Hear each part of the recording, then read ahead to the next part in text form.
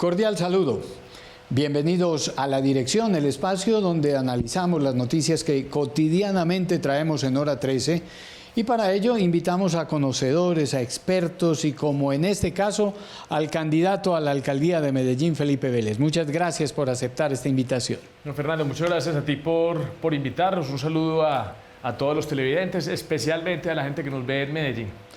Contémosle a la gente cuál es esa propuesta de campaña diseñada por Felipe Vélez para conocimiento de todos los medellinenses en estas elecciones del 29 de octubre. Fernando, nosotros hablamos de orden, progreso y generación de riqueza. Orden para recuperar la seguridad y la funcionalidad de la ciudad. La funcionalidad es que se recojan las basuras, se mantengan las zonas verdes, tapemos los huecos en las vías. Programas como Buen Comienzo, el orgullo por el metro, la recuperación técnica de PM se restablezca. Pero ese no puede ser el programa de gobierno, eso tiene que ocurrir en los primeros 100 días. Nosotros no nos quedamos ahí, entonces también hablamos de progreso. Que esta ciudad no se demore 10 años en construir una gran obra de gobierno, sino que pueda construir 10 obras en un periodo de gobierno. Y hablamos del Metro del 80, un proyecto que yo estructuré en el 2017, del Tren del Río y la adquisición de trenes, de los 5 metrocables, de la conexión férrea con el aeropuerto José María Córdoba, de Parques del Río, que es ese modelo de ciudad que nosotros necesitamos para nuestros próximos 50 años. Con cada obra, con cada peso que uno invierte en una obra, se devuelven 2.27 pesos para la economía.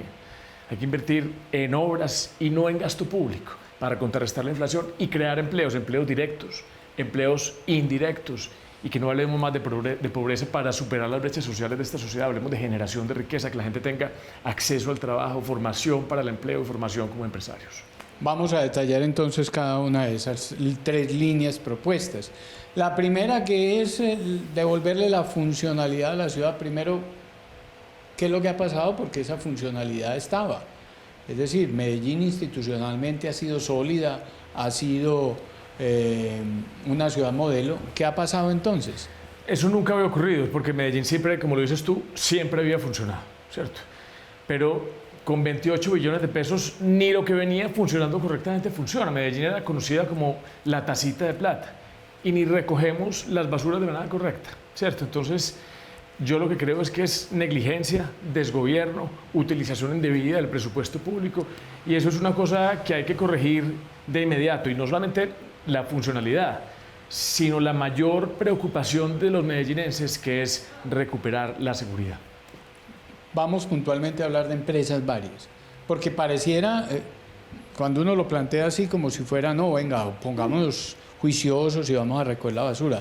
Hay que hacer algún cambio institucional en empresas varias, en los modelos. Se critica, por ejemplo, el modelo de renting, se critica lo sucedido hoy en La Pradera. Hay que cambiar institucionalmente a empresas varias. Yo sostengo, Fernando, para darte un contexto, que Medellín no necesita la política. Medellín necesita un administrador, un gerente, alguien con capacidad de ejecución. Empresas varias es un negocio. Y si hay que aumentar la frecuencia, hay que aumentar las tasas de recolección, hay que cambiar una recolección nocturna, esas son decisiones empresariales que no se pueden tomar más de un día, ¿cierto? Eso primero que todo. Pero no deberíamos mirar el tema de las basuras como un problema. El tema de las basuras es un negocio. Yo creo que tenemos que cambiar esa perspectiva, no ni siquiera hablar de esa estación de transferencia para seguir recogiendo las basuras en los barrios y llevarlas a un relleno sanitario con las complicaciones ambientales que eso tiene. Yo creo que tenemos que mirar cómo recuperamos esos residuos sólidos y cómo nosotros podemos producir energía a través de la recuperación de esos residuos, compostaje, reciclaje. Hay países, por ejemplo, como Alemania, donde el 60% se utiliza en reciclaje y compostaje, o como Japón, el 71% de los residuos sólidos se utilizan para recuperar energía. Entonces, si vemos esto como un negocio, yo creo que puede cambiar el tema y volvemos a hacer rápidamente la tacita de plata. Y hablemos de seguridad entonces. ¿Cuál es el diagnóstico hoy de la realidad de seguridad de Medellín? Y entonces, ¿qué medidas hay que tomar en lo inmediato? Usted dice, primeros 100 días de entrada hay que recuperar esa confianza y esa percepción de seguridad. El diagnóstico es que en los barrios se vive una tensa calma, pero las economías criminales van a tope, con delitos, por ejemplo, como el de la extorsión afectando en los barrios a nuestros pequeños comerciantes, o con un tema como el de los habitantes de calle. donde ha subido de 3.000 a 8.000 el número de personas que están en situación de calle. ¿Por qué? Porque no estamos atacando esas bandas dedicadas al microtráfico. Entonces tenemos que conservar esa calma, pero hay que atacar esas rentas criminales con toda decisión. Se requiere alguien con mucha determinación para enfrentar el delito. Y yo voy a ser un alcalde que va a tener esa determinación. Cuando existe esa determinación, las tácticas funcionan. La policía aumenta la operatividad porque sabe quién los va a respaldar. Y eso es un cambio inmediato. ¿Y cómo entra ahí, por ejemplo, un tema de orden nacional como el que se está viviendo hoy, de diálogo con las bandas, de paz total? ¿Cómo coordinar esa propuesta de seguridad integral con este tema nacional? Yo no estoy de acuerdo, Fernando, en la paz total. Yo creo que le mandamos un mensaje muy equivocado a nuestros jóvenes. Cada 4 años tenemos una conversación similar que garantiza impunidad. Y no hay nada peor que el delito no tenga consecuencias. Pero yo creo que eso es una política nacional donde el alcalde tiene que tener una presencia. Y una presencia en esa conversación armónica donde yo creo que podemos sacar réditos como ciudad para garantizar que no se sigan extorsionando a nuestros comerciantes, que nos devuelvan a esos jóvenes que hacen parte hoy de los bandos criminales y que se comprometan en estar lejos de los entornos escolares, que no le vendan droga a nuestros niños. Yo creo que de ahí se pueden sacar réditos y mejorar los niveles que están afectando hoy, sobre todo la percepción de seguridad ciudadana. Vamos entonces al segundo punto, el progreso. Cuando usted habla de progreso, por ejemplo, ¿cómo inserta allí un proceso que tiene que desarrollar la ciudad de revisión de su POT? Que además marcará el derrotero hacia futuro, de cómo será esa ciudad futuro. Es una revisión de mediano plazo, Sí. donde no podemos cambiar esa parte estratégica. Y yo estoy completamente de acuerdo con el fundamento estratégico del POT. Es un POT que se ha demorado muchísimo en implementarse, pero yo creo que es un POT que va en la dirección correcta. Va en dirección a construir una ciudad compacta, densificada a lo largo de ese eje ambiental que es el río Medellín, donde está concentrada toda nuestra oferta de bienes, servicios y transporte público. ¿Qué ha pasado? No hemos desarrollado ni implementado las herramientas de gestión que tiene el POT y hay que cambiar rápidamente el tema de los operadores urbanos para detonar algunos planes parciales que sean de importancia prioritaria. Yo creo que en algunas zonas de la ciudad regresar al predio a predio. Pero ahí hablamos de Parques del Río. Yo creo que Parques del Río es un proyecto fundamental que se autogestiona. Entonces hay que volver a crear esa sociedad operadora que tenía que constituían, por ejemplo, la alcaldía, el metro y EPM, porque se necesita un banco inmobiliario que requiere inversión y que es un gran negocio. Requiere inversión para detonar el desarrollo del territorio y eso resuelve de manera transversal una cantidad de problemas que tiene hoy la ciudad. El espacio público, el espacio para construir vivienda de interés social, la forma en que nos movilizamos. Cuando tengamos una ciudad caminable de proximidad, podemos aumentar modos alternativos de transporte como la caminata, como la bicicleta, y ahí impactamos un problema silencioso, pero muy grave, que afecta sobre todo a las próximas generaciones, que es la calidad del aire. En ese sentido, ¿qué planes habría que recuperar? Naranjal, Niquitao, San Lorenzo, ¿cuáles habría que reactivar y dónde habría que hacer eso predio a predio? Yo me imagino reactivando Parques del Río en el norte, sobre todo por el impacto que eso tiene en vivienda de interés social. Y ahí haciendo un operador, por ejemplo, como Isbimed, que se dedique a operar y a construir vivienda de interés social. Estamos atrás, mejor dicho, nosotros construimos 50.000 viviendas de interés social y todavía estamos atrás en esa brecha que tiene hoy en el índice cuantitativo del número de viviendas, ¿cierto? Pero se pueden activar muchas otras zonas. Podemos activar zonas en el centro histórico. Podemos seguir activando el cerca donde está ese Parque del Río, que eso confunde un poquito la ciudadanía, que es ese parque lineal que existe entre el barrio Conquistadores y la Alpujarra. Pero, por ejemplo, ahí hay un proyecto importantísimo que hizo Steve Davids, que fue el que hizo el estudio de movilidad de Parques del Río. Y ellos planeaban soterrar la avenida 33. Usted se imagina ese gran espacio público ahí, bajando Las Palmas, conectando Las Palmas con la avenida regional y con la autopista.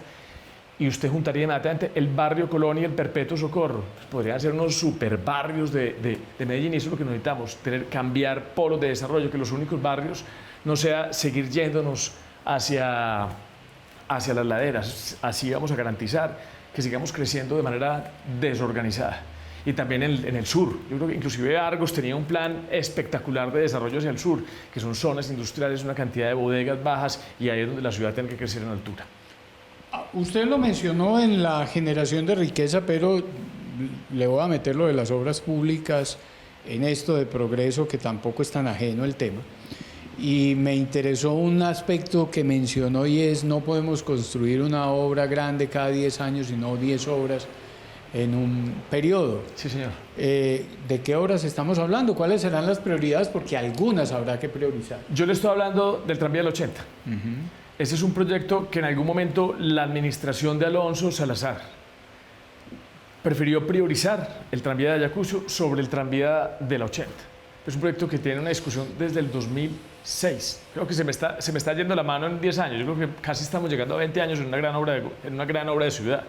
Es un proyecto que yo estructuré en el 2017 y que ha pasado una y otra administración y todavía no ha empezado. A eso me refiero yo, a tener capacidad de ejecución. Dejemos la política para otras instancias. Medellín necesita un alcalde con esa capacidad de ejecución de sacar esas obras adelante, como el metro del 80. El tren del Río y la adquisición de trenes para que el metro vuelva a ser funcional en horas pico.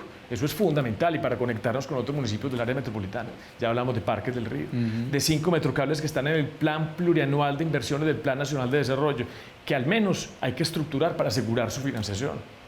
Y proyectos como la conexión con el túnel de Oriente, que está en el plan rector de expansión del metro, y que es un proyecto que pueden construir los privados, porque no tiene esa barrera de la tarifa social que hace difícil, por ejemplo, que los proyectos se puedan construir por APP. Veo ahí un énfasis muy claro en transporte público. Sí, señor. Es decir, hemos superado esa idea de vamos a hacer más vías, el taco está horrible y entonces, no sé, hagamos más puentes, más intercambios. ¿O eso también está contemplado dentro de las grandes obras que hay que desarrollar? No, Fernando, es que es ineficiente. Yo creo que en una ciudad que tiene un área limitada como es Medellín, que está construida en un valle, nosotros tenemos que hacer obras públicas que nos garanticen conectividad y transporte público masivo. Por cada kilómetro que uno construya de vías para el vehículo particular, uno no está cambiando la velocidad crucero. Uno lo que está aumentando es el tiempo que va a demorar la gente en el tráfico, pero eso rápidamente se empieza a ocupar. Eso no es eficiente. Nosotros tenemos que enfocarnos en el transporte masivo. Yo creo que sí tenemos que cambiar estructuralmente la forma en que nosotros nos movemos como ciudadanos. Ahora hablemos de generación de riqueza. Un aspecto donde usted hace énfasis también de un cambio de enfoque, de dejar de hablar de superación de pobreza y más bien generar riqueza. Sí, señor. ¿Cuáles son esas propuestas concretas para que el ciudadano, desde su propio ingreso, mejore condiciones de vida? Yo hablé del Tren del Río. El Tren del Río tiene varias fases. De esa primera fase, en su primera etapa, es un proyecto que puede generar 4.500 empleos directos y 7.700 empleos indirectos. Entonces, imagínense pues las obras cómo nos ayudan a generar riqueza. Y si nosotros cambiamos la estructura del presupuesto público y cambiamos el gasto público por inversión en obras, eso es un generador de empleo. Entonces, ¿qué está pasando? Que nuestros jóvenes no están accediendo al empleo porque el empleo hoy, la formación para el empleo está desconectado de la demanda del sector privado. Entonces, eso es lo primero que hay que hacer. Una educación de pertinencia y una formación rápida para el empleo, para garantizar que la gente que esté buscando empleo pueda acceder a él, sobre todo nuestros jóvenes, con una gran conversación como ciudad para eliminar ese requisito de la experiencia que nos hace hacer un círculo del desempleo joven que duplica en cifras a la media de desempleo de la ciudad y hace que al final vayamos a tener una cantidad de jóvenes desocupados que nos pueden llevar a tener problemas de seguridad y de pobreza en el futuro, y sobre todo a las mujeres. Las empresas no son nuestros enemigos. Las empresas tienen que estar en el horizonte de sueños de cualquier persona de Medellín, independientemente de dónde nació o de dónde viva. Entonces necesitamos acceso al capital, abrir el chorro del acceso al capital, sobre todo a las mujeres, que son las que educan a nuestras próximas generaciones para que no tengan que acudir al pagadiario. El 40% del porcentaje del empleo es de empresas informales. Ese afán por formalizarlas, yo creo que las mata. Hay que ayudarlas a crecer, tenemos que ayudarlas a crecer, formarlos como empresarios. Yo creo que ahí le damos la vuelta a esta ciudad, una ciudad que pueda tener el mismo horizonte de oportunidades para todos. Voy a hacer énfasis ahí porque, claro, la inversión pública es muy importante y es un dinamizador, entre comillas, inmediato, pero es también un efecto como el cohete, ¿cierto? Llega un punto en que hay que echar mano de otros generadores de empleo, el sector privado. Usted dice, ese afán por formalizar, si le entendí bien, se trata de mantenerle el negocio en la informalidad, pero con crecimiento, ¿o a qué se refiere con estas empresas del sector informal? Te quiero contestar en dos partes. Sí, señor. Y es un presupuesto tan amplio como el del municipio de Medellín. 28 billones de pesos, que pueden superar los 30 billones de pesos en el próximo cuatrenio. Es un presupuesto que tiene la capacidad de ser política contracíclica en materia económica, ¿cierto? Entonces es muy importante de cómo se maneje. Volviendo a este tema del crecimiento de las empresas, entonces la formalización se nos vuelve, nosotros no es que tenemos el 40% es empleo informal, sí, eso es realidad. Entonces si nosotros nos apuramos a formalizarlos, los estamos llevando a una rápida mortandad. Lo que los tenemos es que ayudar a crecer. Y a medida que vayan creciendo, se incorporan a la economía, empiezan a pagar impuestos, a generar empleo. Pero yo creo que eso tiene una gradualidad y hay que tomarlo con una perspectiva de pronto diferente a como lo hemos venido haciendo siempre. Cambiar el orden de los factores. Cambiar el orden de los factores, porque al menos, hombre, es gente que se está levantando a producir, a llevar el pan a sus casas, que tienen otras condiciones de vida muy distintas. No los queremos en la ilegalidad, ¿cierto? Hoy están en la economía productiva, vamos a ayudarlos a crecer. Y en ese sentido, vocación económica de ciudad, habría que mantener esa línea de énfasis en lo turístico, en los servicios. Algunos, por ejemplo, el presidente Petro propuso a comienzos de este año reindustrializar a Medellín. ¿Qué tan viable es eso? ¿O cuál debería ser entonces la línea nuestra? La vocación económica no se decide en un foro ni en un estudio de un experto.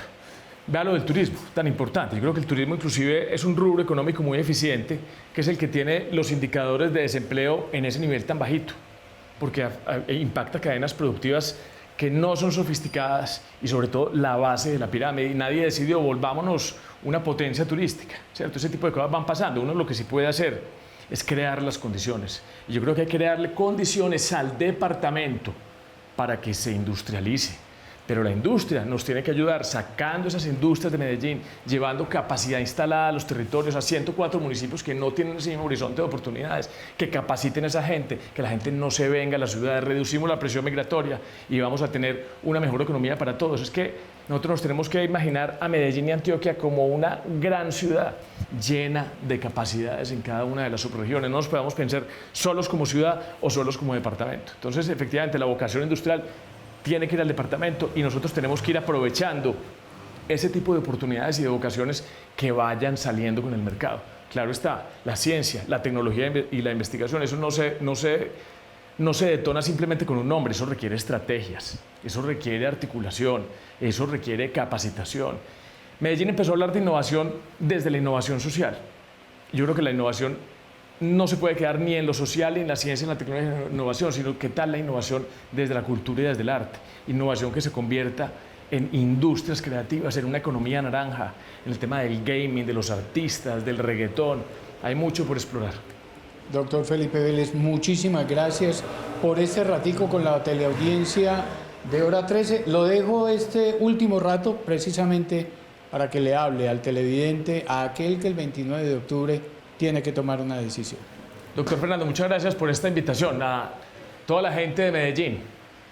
Vea, Medellín tiene muchísimos problemas y son los mismos problemas de siempre, que otros tal vez o no quisieron o no pudieron solucionar. Todas esas soluciones urgentes que está reclamando la ciudad nunca, no pasan por ninguna corriente ideológica, pasan por quien sea capaz de ejecutarlos y nosotros estamos concentrados ofreciendo esas soluciones y tenemos toda la capacidad para sacarlas adelante. Que voten por nosotros, por Felipe Vélez Roa, el 9 en el tarjetón, el 9, el 29. Muchísimas gracias. Y a ustedes también muchas gracias por estar ahí conectados y nos reencontramos en cualquier otro momento para seguir analizando hacia dónde van las noticias aquí, en La Dirección. Hasta pronto, muchas gracias.